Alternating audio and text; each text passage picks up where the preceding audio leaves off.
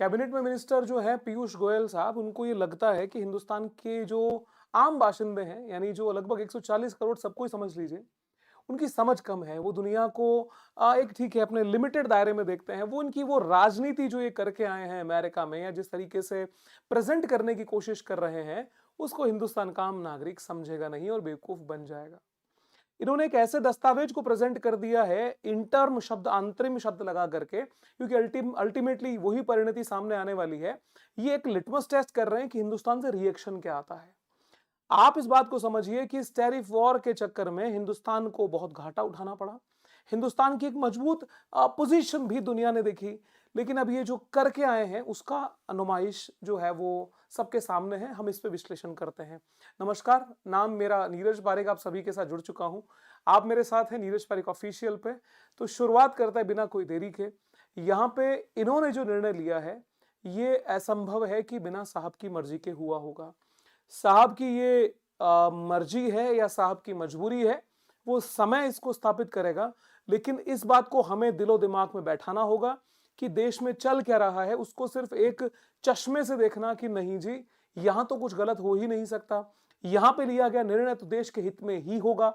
तो जहां पे ही शब्द लग गया, ओनली लग गया, बस वहीं पे घाटा शुरू होता है। निश्चित रूप से देश के पक्ष में लिए गए बहुत सारे अच्छे निर्णयों के लिए सरकार के जो पक्ष में भी विचारक या जो कमेंटेटर अपनी बात को रखते हैं, आम जनता सपोर्ट करती है। लेकिन जब कोई ऐसे निर्णय हो जाते हैं जहां पे आलोचना करनी हो, तो आलोचना पीछे नहीं रहना चाहिए। बात यह है कि जो निर्णय लिया गया है डोनाल्ड ट्रंप के दबाव में बहुत स्पेसिफिकली कह रहा हूं, क्योंकि जो मीडिया है, मीडिया के डायरेक्शन कुछ के कुछ और हैं, लेकिन ऑथेंटिक रूप से आप जो इन्फॉर्मेशन देखेंगे, जो एग्रीमेंट हुआ उसको पढ़ेंगे, जिसके बारे में मैं यहाँ चर्चा भी करूंगा, तो आपको समझ में आएगा कि दबाव से बढ़ के कुछ नहीं है। अमेरिका को ग्रेट बनाने वाले डोनाल्ड ट्रंप ने जब ये सोच लिया कि हिंदुस्तान से डील क्रैक करनी है, तो उन्होंने अपनी शर्तों पे डील को क्रैक किया। और आप विश्वास करिए, जो शर्तें, जो दबाव जिस समय इन्होंने दिया था शुरुआत में, जब रेसिप्रोकल टैरिफ का दौर आया था, उसमें और आज में कोई फर्क है ही नहीं। तो हमने इतने दिन की लड़ाई लड़ी क्यों? यदि सरेंडर उसी रास्ते पे करना था, तो फिर चक्कर काटा क्यों? क्यों इस देश को भ्रमजाल में फंसाए रखा? क्यों उसके चक्कर में एडिशनल 25% की पेनल्टी हमने झेली? क्यों मतलब व्यर्थ हुआ? यदि हमने युद्ध किया ही था, हमने यदि आगे हम बढ़े थे, तो बातों पर टिक जाना चाहिए था। तो अब सवाल ये होगा कि भाई ये कैसे हम कह रहे हैं कि अमेरिका की शर्तों पे हुआ है, या जैसा पहले दिन था वही चीज आज हो गई है, कोई डिफरेंस नहीं है। सब चीजें भी आपके सामने स्पष्ट हो जाएंगी। साथियों, जो ट्रेड डील हुई है या जो इंटर्म ट्रेड डील का डॉक्यूमेंटेशन आए हैं, वो चीज ने एकदम क्लियर किया है कि भारत के ऊपर जो टैरिफ है वो घटा के 18% कर दिया जाएगा, और भारत भी 500 बिलियन यूएसडी का खरीदारी, 500 अरब डॉलर की सालाना खरीदारी का अश्योरेंस देता है। और न सिर्फ 500 अरब डॉलर की खरीदारी है, बल्कि ट्रंप का तो यह भी कहना है कि भारत कोशिश ये करेगा कि इस 500 के ऊपर कितना जाया जाए। अब पहले तो एक भ्रम को तोड़िए यहां पे, कि जो लोग कह रहे हैं 50% से घटा के 18% कर दिया, जी नहीं, ये 25% से घटा के 18% किया है। मतलब 7% का रिलैक्सेशन हमें मिला है। तो जो ऊपर 25% था, वो तो पेनल्टी थी। वो पेनल्टी थी रशिया से ऑयल खरीदने के कंसर्न में। तो जब भारत के लिए ये अमेरिका कह रहा है कि हमारे को वचन दे दिया है, लिखित में गारंटी करेंगे जी हम रशिया से ऑयल नहीं खरीदेंगे, इस वजह से हमने 25% भी हटा दिया। लेकिन हाँ, ध्यान रहे, ट्रंप ने इस बात को भी क्लियर किया है कि ये 25% फिर से इंपोज हो जाएगा यदि भारत रशिया से ऑयल खरीदना जारी रखता है। अब यहां पे बातें दो आई हैं कि आपने एक्चुअली बेनिफिट जो लिया है या जो फायदा हुआ है, वो 7% का हुआ है। ठीक है, अब इस बात को तो यहां पे छोड़ते हैं। दूसरी 500 बिलियन, 500 अरब डॉलर बहुत बड़ी रकम होती है।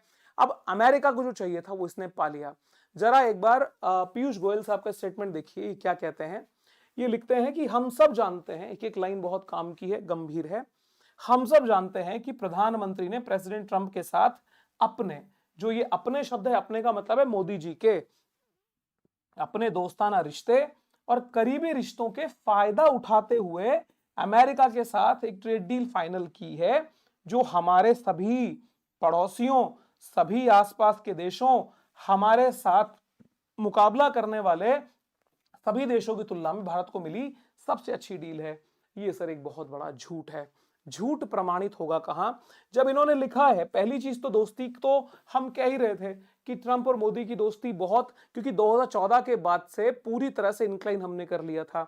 बाद में हमें ठोकर लगी तो सरकार ने कुछ मजबूत स्टैंड दिखाए थे, लेकिन दोस्ती थी, ये चीज यहां प्रमाणित हो गई।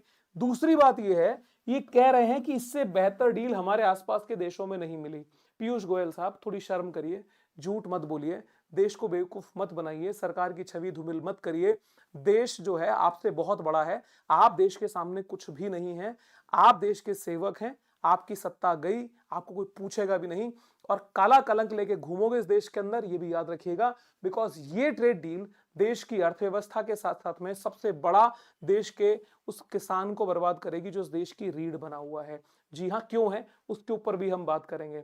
आप जब कहते हो ना कि हम जीएम क्रॉप्स की एंट्री नहीं होने देंगे, आप कह रहे हो कि हम नॉनवेज मिल्क को नहीं आने देंगे, आप देखिए आप क्या क्या बुला रहे हैं, सब चीजें प्रूव हो जाएगी। पहले इनकी इस बात का कटाक्ष करते हैं।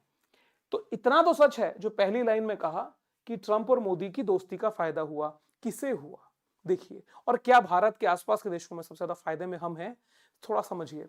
ये खबर जो मैं आपको दिखा रहा हूं, ये 16 जुलाई 2025 की है। जुलाई 2025 वो महीना था जिस टाइम पे बहुत ज्यादा ऊहापोह की स्थितियां बन गई थी। मतलब अमेरिका दबाव पे दबाव था, टैरिफ दुनिया भर में, मतलब सबसे पहले टैरिफ की हलचल जून जुलाई के आसपास में बनी। और वहीं पे इंडोनेशिया के साथ में एक डील हुई थी। इंडोनेशिया हमसे तो कोई दूर नहीं है, अभी प्रधानमंत्री जी मलेशिया में है, उसके बगल में ही इंडोनेशिया, कोई दूरी तो है नहीं। Indonesia US trade deal marks a new era of mutual benefit. अब यहाँ पे जकार्ता ग्लोबल की न्यूज है। अब ये डील में ऐसा क्या हुआ था, उस डील को मैं समझाता हूं। ये डील हुई थी सर 19% और इस टू 0%। कहने का मतलब है कि अमेरिका जो इंडोनेशिया से आने वाली गुड्स एंड सर्विसेज के ऊपर 19% का टैरिफ लगा देगा, जबकि अमेरिका से आने वाले कोई भी सामान के ऊपर इंडोनेशिया 0% टैक्स रखेगा। यानी जीरो, अमेरिका के ऊपर कोई टैक्स नहीं है, इंडोनेशिया पे 19% है। अब साहब बात ये समझो, भारत के ऊपर कितना लगाया है, भारत पे लगाया है 18%। तो कह सकते हैं जी 1% कम है, लेकिन समझने वाली बात है साहब, इंडोनेशिया पे जो पहले से टैक्स टैरिफ लगा हुआ था that was 32%, and it was exclusively tariff, it was not a penalty like India की 25% फिर 25%, नहीं जी, ये 32% का टैरिफ था। 32% के टैरिफ को रिड्यूस करके कर लेके ले गए 19%। मेरी गणित यदि ठीक है तो शायद -13% यहां हुआ होगा, if I am not wrong. बिल्कुल ठीक है, कितना परसेंट, 13%। यहां पे हमारे 25% तो रशिया वाली पेनल्टी को हटाओ, वो रशिया से तेल पे है, वो कंडीशनल है, वो कभी भी फिर भी लग सकती है। लेकिन बात यह है कि जो टैरिफ 25% था वो रिड्यूस होके कहां आया, 18%, यानी 7% का लाभ हमने पाया। अब आप मुझे बताइए 13% का लाभ ज्यादा बेहतर था या 7% का लाभ ज्यादा बेहतर है, कंपैरेटिवली हमने क्या कमाया। अब देखो सर, जिस जगह पे ये बातचीत हुई थी ना, उस समय पे ट्रंप ने एक स्टेटमेंट दिया था, जो कि press trust of India PTI ने इसको कवर किया था। देखो क्या था, वो बोलते हैं going to have access to India, Trump's big hint on trade deal. मतलब इन्होंने लिखा है, आगे देख लीजिए, greater access to Indian market in line with the trade pact between the US and Indonesia. मतलब ट्रंप ने उस समय कहा था कि जल्दी ही अमेरिका को भारत जैसे बड़े विस्तृत व्यापार के लिए इस देश का लाभ मिलेगा, इस देश की अर्थव्यवस्था का लाभ अमेरिका को होगा, वैसे ही जैसे कि इंडोनेशिया के साथ में हुआ है। इंडोनेशिया के साथ में क्या हुआ, अभी मैंने आपको बताया, 19:0, ठीक है, 19% और 0%। अब इस समय पे भारत को क्या कहना चाहिए था, आप जरा सोचिए। मोदी जी की छवि के हिसाब से मोदी जी ने क्या कहा होगा, जाइए जाइए, हम ये पागल हैं जो 19:0 वाली ट्रेड डील करेंगे, हमें ट्रेड डील आपसे नहीं करनी, ऐसा ही कहा होगा। जी नहीं, आप गलत हैं। मोदी जी ने उस समय कहा था कि साहब देखिए, हम जो हैं, अच्छा उस समय ये भी तो था कि लेटर भेजूंगा, मैं सब काम करवा लूंगा। मोदी जी ने उस टाइम कहा था कि यार ऐसा है कि आप लोग हमें 10% या 10% से कम वाला टैरिफ दे दो, बेहतर होगा, तो हम ये इस चीज के ऊपर एग्री हो जाएंगे। इंडिया मिंट ने कवर किया, India seeks lower tariff than Indonesia, यानी आप 19% पे इंडोनेशिया को लॉक करे हो, तो 10% या लेस देन 10% पे आप हमसे करो, हम आपको 0% वाली डील दे देंगे। ये बात तो साहब जुलाई के अंदर ही हमने कह दी थी, जुलाई में ही कह दी थी। आज ये फरवरी 2026 चल रहा है, ये जुलाई 2025 की बात है। अब उसके बाद में अब यहां पे ट्रेड डील वगैरह जो सारी हुई, अब हम डिमांड क्या कर रहे थे, लेस देन 10% की। देख लीजिएगा, ब्लूमबर्ग के मुताबिक बातचीत में शामिल भारतीय अधिकारी चाहते हैं, ये जुलाई की ही बात है, कि समझौते में भारत के लिए टैरिफ रेट 10% से कम हो। इसके बदले में अमेरिका अपने उत्पादों के लिए भारत में कुछ रियायतें चाहता है, लेकिन भारत साफ कर चुका है कि वह अपने कृषि और डेयरी क्षेत्र को विदेशी कंपनियों के लिए नहीं खोलेगा। हालांकि भारत गैर कृषि क्षेत्रों में समझौता करने को तैयार है, यानी 0% देने को हम रेडी थे, बट इंडोनेशिया जैसा नहीं, क्योंकि इंडोनेशिया वाली बात तो ट्रंप ने कह दी थी कि ऐसी ही डील मेरे को चाहिए। भारत ने कहा ऐसा तो दे नहीं सकते, थोड़ा कम करिए। फिर आपने किया क्या? अगर आपको घूम करके अपना मतलब वापस थूक चाटना ही था, तो सर उसी टाइम पे बात क्यों बोली? आप रेसिप्रोकल टैरिफ की जब ये बवंडर खड़े किए थे, इसी टाइम पे आप बोलते तो हमें बहुत कुछ एडिशनल बेनिफिट शायद हो जाते।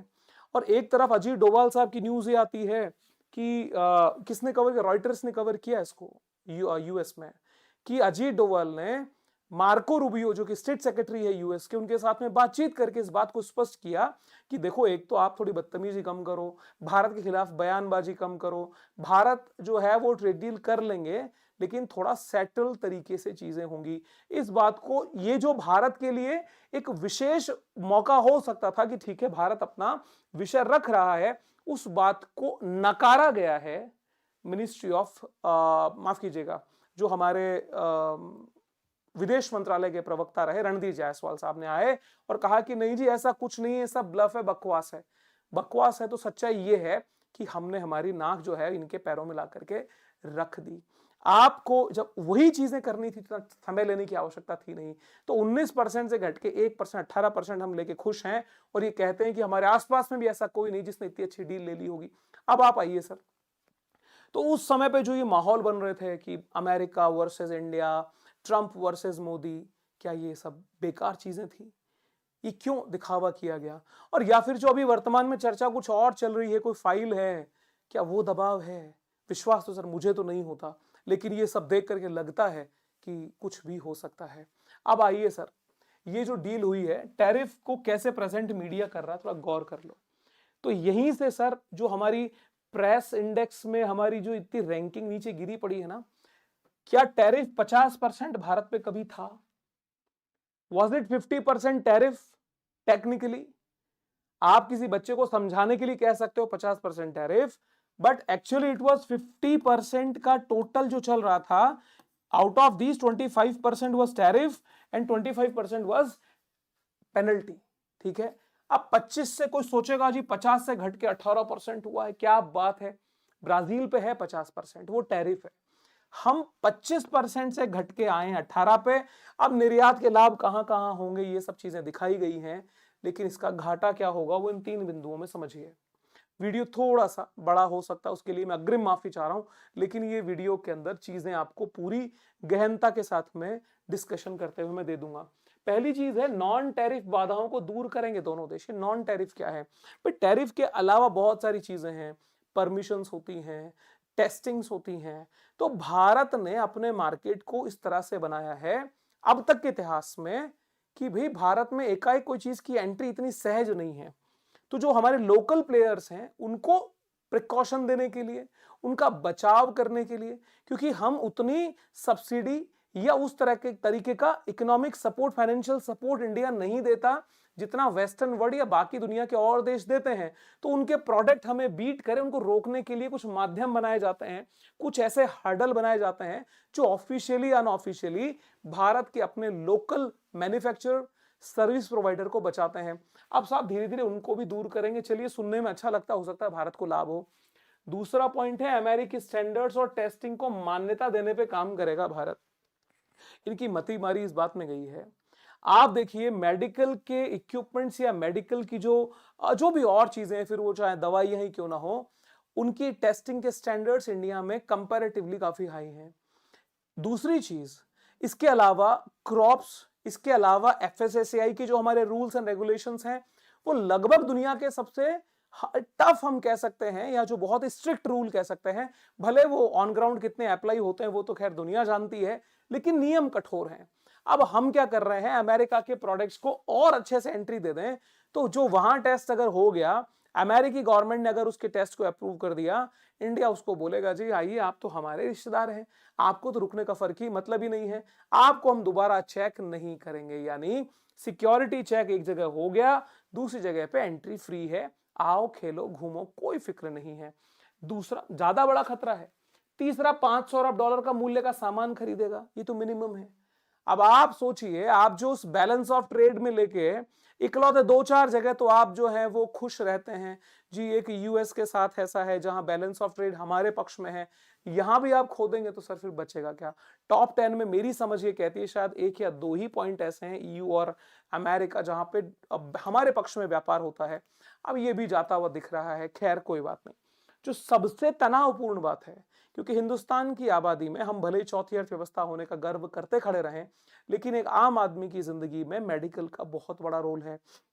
दवाइयां महंगी, इलाज महंगा, तो देश में त्राहिमाम मच जाएगा। ये जो संस्था है, ये एनपीपीए, मतलब इसका फुल फॉर्म है नेशनल फार्मास्यूटिकल प्राइसिंग अथॉरिटी। ये असल में दवाओं के मूल्य को नियंत्रित करती है कि अंधा पैसा ना लगे। आप देखिए, कुछ वीडियोस आपने कभी देखे होंगे, यूएस में जी इलाज बड़ा महंगा है, आप वहां पे छोटा सा आप डिस्प्रिन लेने भी जाएंगे तो उसकी प्राइस बहुत ज्यादा है, लोग कहते हैं बिना इंश्योरेंस के आप रह ही नहीं सकते, लाखों रुपए इलाज में लग जाता है। अमेरिका की ये चाहत है कि आप कुछ करो या मत करो, ये दवाओं की कीमत तय करने से पीछे हटे, ताकि कंपनियां जो है वो मनमानी कीमत वसूल सके। ये सारी बातें हवाओं में नहीं है, प्रूव होने वाली हैं। अब जब ऐसा हो जाएगा तो आपको और हमें मिलने वाली ये प्रधानमंत्री जन औषधि केंद्र, मुख्यमंत्री कुछ योजनाएं चलाते हैं, राजस्थान में तो फ्री दवाओं की स्कीम चली है। जब सरकार को दवाएं देता कौन है, सरकार तो बनाती नहीं है। अब कंपनियों के ऊपर जब ये छूट हो जाएगी कि आप अनलिमिटेड जैसा प्राइसिंग हो खेलो, तो देश का इलाज कहां जाएगा, गरीब आदमी का सर मरण हो जाएगा। ये सारे प्रोसेस में हमने ऊपर लिखा कि ये ट्रेड डील है या बर्बादी की डील हम कर रहे हैं। कोई बात नहीं जी, आपके ट्रंप बहुत अच्छे दोस्त रहे, आपने नारे लगाए थे अब की बार ट्रंप सरकार, तो ये ट्रंप सरकार के जाने का वेट कर लेते, कुछ दिन का और धैर्य कर लेते, 4 साल का ही तो कार्यकाल होता है, और हम कुछ समय तड़प लेते। ये 50% टैरिफ से क्या ही बिगड़ जाता, दुनिया में और देश नहीं है क्या जो इसका मुकाबला कर रहे हैं, लेकिन हमारे को सरेंडर करने की इतनी क्या जल्दी थी, उस पर बड़ा आश्चर्य होता है। अब आप देखिए, एक भाषा का भी मैं आपको दिखाता हूं, क्योंकि इंटरनेशनल रिलेशन में हम किस देश के लिए किस कैसी भाषा का प्रयोग करते हैं, शब्दों का बड़ा ही महत्व होता है। वियतनाम के साथ में कुछ समय पहले डील हुई थी, उस समय आया ट्रंप का ये जो सोशल मीडिया पोस्ट, और इंडिया के लिए आया, दोनों में कंपेयर करते हैं। आप इंडिया वाले को देखिए, आपको समझ में आएगा, आपको थोड़ा सा हीन भावना महसूस हो जाएगी। इंडिया के लिए यहाँ पे लिखा है इन्होंने, it was an honour to speak with prime minister Modi of India this morning, he is one of my greatest friend. इसकी तो हम पोस्टमार्टम करेंगे अब, इस ग्रेटेस्ट फ्रेंड का तो देखो, one of my greatest friend and a powerful and respected leader of his country. We spoke about many things, including trade and ending with the war and Russia and Ukraine, etc. आगे देखो sir, point जो मैंने highlight किया है, he agreed to stop buying Russian oil, मतलब मोदी जी ने agree कर लिया है कि हम रशियन ऑयल स्टॉप कर लेंगे। भारत सरकार भले इस बात को नकारे कि हमने नहीं कहा, तो आधी बात सच कैसे हो सकती है, क्योंकि जब ये सवाल पूछा गया कि जब आपने डील कर ली थी तो ट्रंप ने पहले कैसे बताया, तो पीयूष गोयल आगे आते हैं, बोलते हैं कि भाई उन्होंने डील को अप्रूव किया तो वही तो बोलेंगे और कौन बोलेगा, इसका मतलब बात सच्ची है।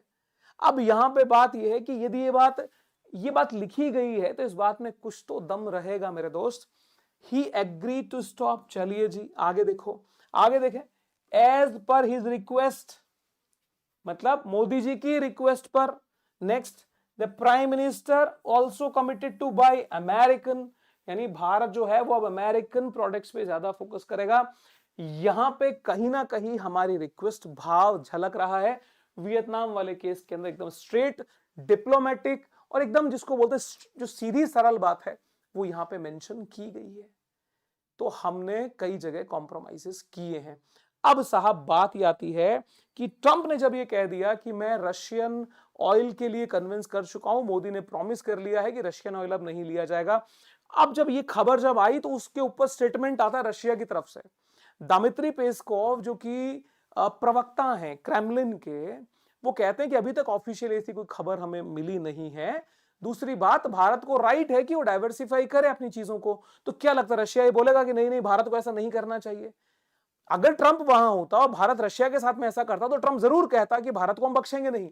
लेकिन रशिया एक मैच्योर नेशन है, वहां की पॉलिटिक्स बड़ी मैच्योर है, स्टैटिक, जिसको हम स्ट्रैटेजिक वे बोलते हैं, उस भाषा में बातचीत की जाती है। ये निश्चित रूप से है कि डाइवर्सिफिकेशन करने में बुराई नहीं है, लेकिन रशिया के उस ऑयल को छोड़ के आप अगर वेनेजुएला वाला ऑयल उठाने की बात सोच रहे हो तो देश को घाटा देने से बढ़ के ये कुछ भी नहीं है।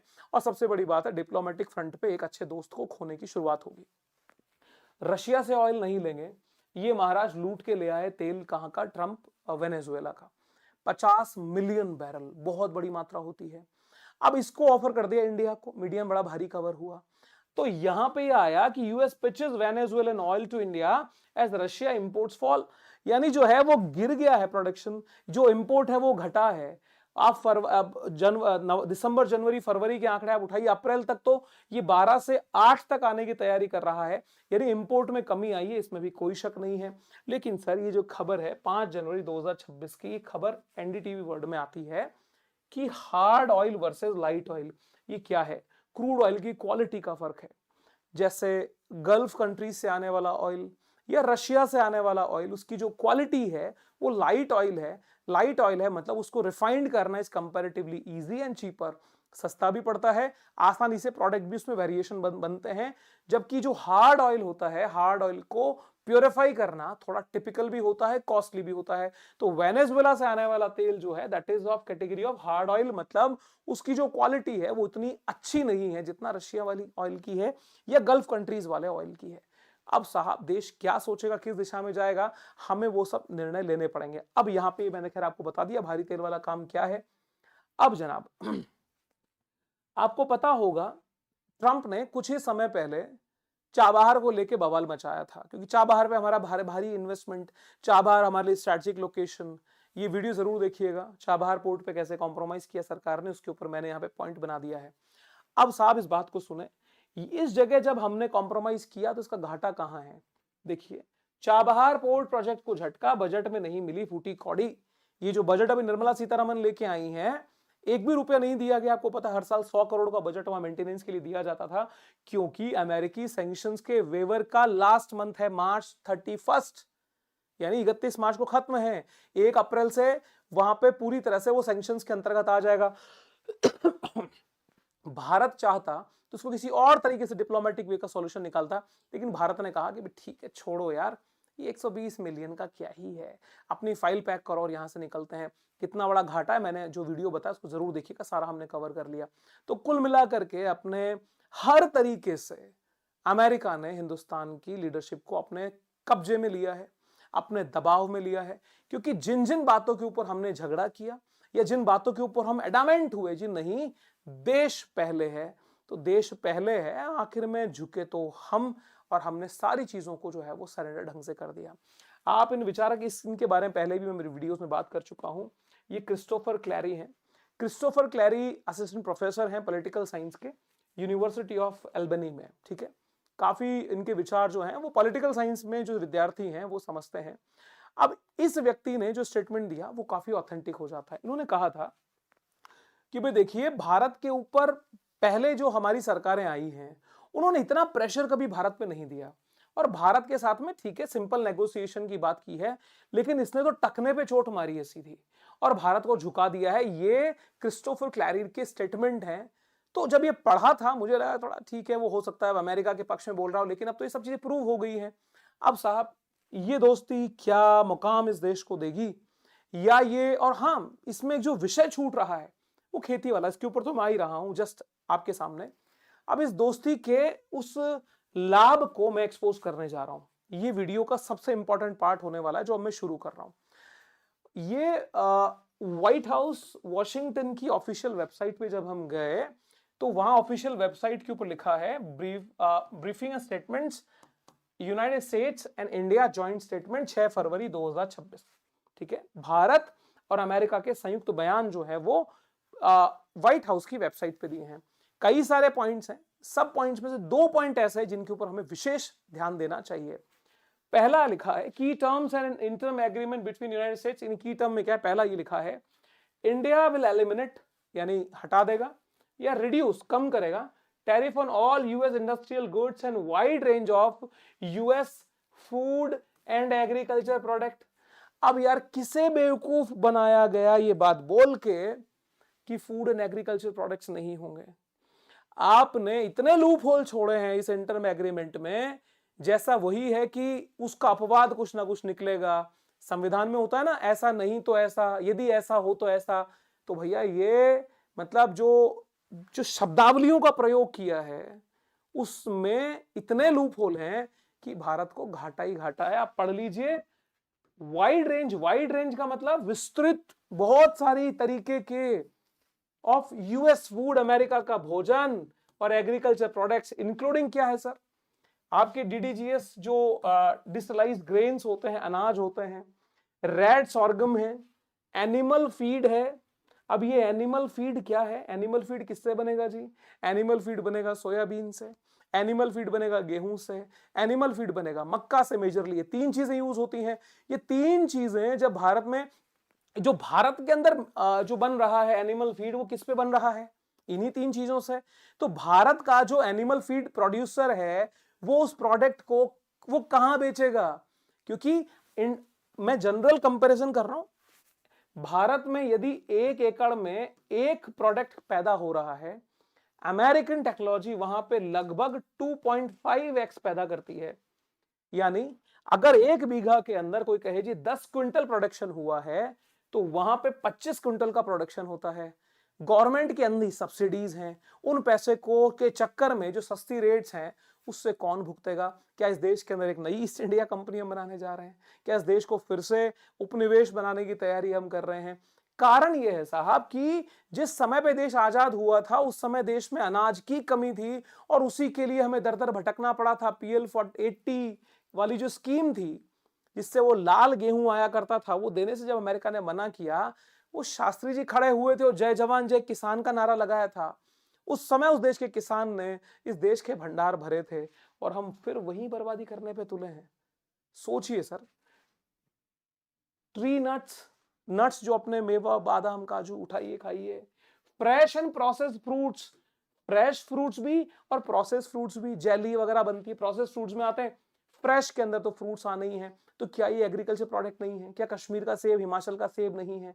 अरे सर कहां छोड़, सोयाबीन ऑयल, अब ये कह रहे जी सोयाबीन नहीं लेंगे, सोयाबीन ऑयल ले लेंगे, गुड़ नहीं खाएंगे, गुलगुलों से बैर नहीं करेंगे, वो गुड़ खाएंगे गुलगुलों से बैर नहीं करेंगे।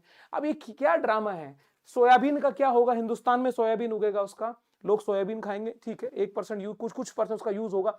Maximum percent of soybean is being use for soybean oil purpose. वो सोयाबीन ऑयल जब सस्ता इंडिया में, जिसको मैं कहूंगा डंप करा जाएगा, तो उससे हिंदुस्तान का एग्रीकल्चर मार्केट हिट नहीं होगा। पीयूष गोयल साहब किसे बेवकूफ बनाया गया भाई, स्पिरिट एंड बाकी एडिशनल प्रोडक्ट और लिखा है, एडिशनल और क्या क्या है। तो पहला तो सर आंखें खोल लीजिए, एग्रीकल्चर पे फर्क पड़ना है, देश का किसान से प्रभावित होगा और एक एक भारतीय की ये जिम्मेदारी है कि अपने सारे पर्सपेक्टिव को छोड़ते हुए इस एग्रीकल्चर सेक्टर के साथ में हिंदुस्तान खड़ा हो, समर्थन में हो। तो कमेंट जरूर करना। अब आगे देखिए, लास्ट पॉइंट ये है, बहुत डिटेल में इसमें कुछ चीजें लिखी हैं। इसमें बात एक तो ये लिखी है कि अब क्या होगा, अमेरिका भारत से आने वाले कुछ प्रोडक्ट्स, जो कुछ ऐसी चीजें हैं उनके ऊपर रिस्ट्रिक्शन हटाएगा। कैसे सर, थोड़ा देखो हुआ क्या था। ये प्रोक्लेमेशन 9704 2018 में अमेरिका ने लगाया, जिसमें एल्यूमिनियम इंपोर्ट्स को रोक दिया गया था, ठीक है। उसके बाद 9705 2018 में लगा, स्टील इंपोर्ट भी रोक दिया।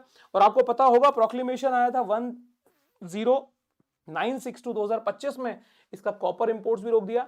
तो इनको समय के साथ में हटाएगा तो ये भारत के लिए बेहतर है। लेकिन जिस चीज की वेट सबको था कि हिंदुस्तान दुनिया के लिए एक जिसे हम कह सकते हैं एक तरह से फैक्ट्री है, हब है मेडिसिन का, तो यहां पे हमारी जेनेरिक मेडिसिन के लिए क्या छूट मिलेगी, क्योंकि जेनेरिक मेडिसिन पे भी तो टैरिफ लगा दिया गया। भारत को बड़ा घाटा उससे हो रहा था। अब भारत को कहीं तो उम्मीद होगी यार, आप 18% टैरिफ के बाद में अब इसमें कुछ रियायत। तो यहां पे एक शब्द लिखा गया, देखो क्या मतलब इंग्लिश को, वो है ना, देख रहे हो विनोद अंग्रेजी बोल बोल के कैसा इंग्लिश बोल के घुमाया जा रहा है।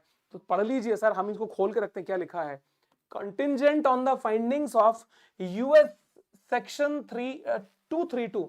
ये सेक्शन 232 क्या है? ये नेशनल सिक्योरिटी के इशू को डील करता है। मतलब किसी भी इंपोर्ट को, किसी भी चीज को उसके ऊपर का डाल दिया गया इस लिस्ट में, तो ये देखा जाएगा कि क्या ये नेशनल सिक्योरिटी के लिए ठीक है। अगर अप्रूव्ड है तो उसको आने दिया जाएगा, नहीं है तो उसको छोड़ दिया जाएगा। ठीक है। Investigation of pharmaceuticals and pharmaceutical ingredients India will receive. Bharat को अब क्या मिलेगा सर इस सेक्शन 232 के तहत? Negotiated outcomes with respect to the generic pharmaceuticals and ingredients. ये क्या बोला है जी?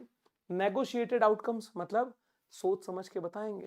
कहने का मतलब ये है कुछ फाइनल नहीं है भाई, कोई गारंटी नहीं है, सब कुछ डिपेंड करेगा कि ये हमारे नेशनल सिक्योरिटी के लिए कैसा है। इसका मतलब जहां मन होगा उसे हाँ बोला जाएगा, जहां मन होगा उसे ना बोला जाएगा। तो कुल मिलाकर के सेक्शन 232 फार्मा इन्वेस्टिगेशन उसके बाद के नेगोशिएशन पे निर्भर करेगा। कोई फाइनल राहत हमारे सेक्टर को भी नहीं मिली। फिर कहते हैं जी ऐसा हमने किया है एग्रीमेंट, बस पैसा ही पैसा। बाबू भाई, एक हमारे देश की और कमजोरी देख लो सर, तकलीफ है सर मन में, इसलिए आज बोल रहा हूं। ये नक्शा जब अमेरिका की तरफ से रिलीज हुआ, देश में कहा देखो पाकिस्तान के मुंह पे तमाचा, मीडिया बोल रहा है पाकिस्तान बर्बाद। अरे भाई, तुम्हारी देशभक्ति सिर्फ पाकिस्तान के मुद्दे पे ही जागती है क्या? कहीं तो सोचो समझो। इसको क्या फर्क पड़ता है कि नक्शे में कश्मीर है या नहीं है? और अगर है तो बहुत अच्छी बात है। इस नक्शे को दिखा करके ये क्या दिखाना चाह रहा है वो तो देखो। यूएस ड्राई डिस्टिल ग्रेन, यानी हिंदुस्तान में क्या क्या अमेरिका के प्रोडक्ट एंट्री कर रहे हैं। यूएस वाइन्स एंड स्पिरिट, ये भी हिंदुस्तान में आएंगी। US fresh and process fruit की एंट्री दिखाई है। US tree nuts and red sorghum की एंट्री दिखाई है। और हिंदुस्तानी मीडिया क्या कर रहा है?